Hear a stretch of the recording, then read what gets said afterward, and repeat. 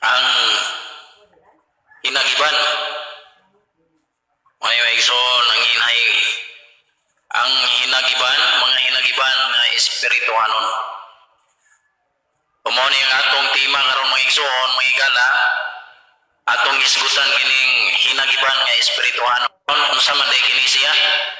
So dapat karong mga panahon na mga igsoon, mga higala, nga ikaw ako maandam ta ani mga igsoon. Kay dili ni basta-basta karong mga panahon na, no?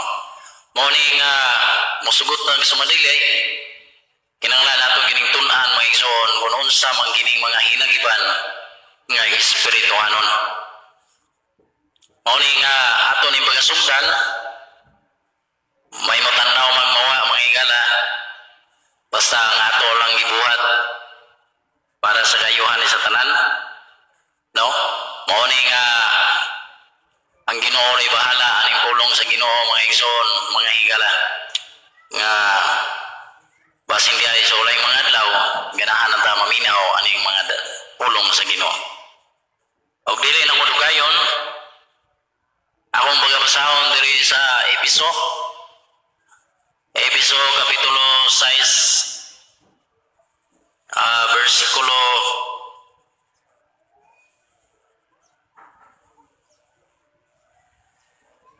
maron. Okay, so akong bagabasahon diri mga higala, mo ni ang akong giingon karon kay magpaulan ta karon og mga bersikulo. Og andam-andaman ninyo mga higala ang inyong Biblia aron magsunod sad mo sa pagukab sa inyong Biblia mga igsoon. Kung doon na mo yung mga Biblia diya gamitan na mga higala. Pero kung wala ka mo makaandam, isulat lang gini mga igsoon. Andam ka mo ballpen o papel na mga igsoon, mga higala. Aron sa pagsubaybay o pagsunod nining atong tema karon nga naguluhan mga hinagiban nga espirituhanon. O di ita maglangan mga igsoon, akong bagabasahon diri sa Efeso kapitulo 6 versikulo 6 paingon sa 13. Ang uluhan kini mga igsoon mga hinagiban nga espirituhanon. Ingon diri sa 10 sa katapusan liguna ang inyong kaugalingon diha sa pakigiusa sa Ginoo pinaagi sa iyang dakong gahom.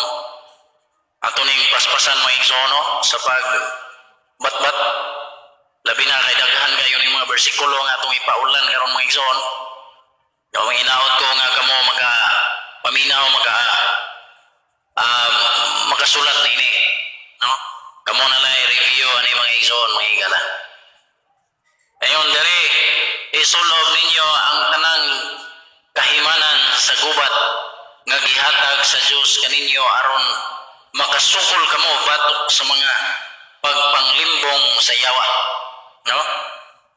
Kay wala kita makig-away batok sa dugo ug unod, kundili batok sa mga daotang espirituhanong gahom diha sa kalangitan, sa mga pangulo, sa mga anaa sa gahom, sa mga daotang gahom nga nagmando nining kalibutan sa kangitngit.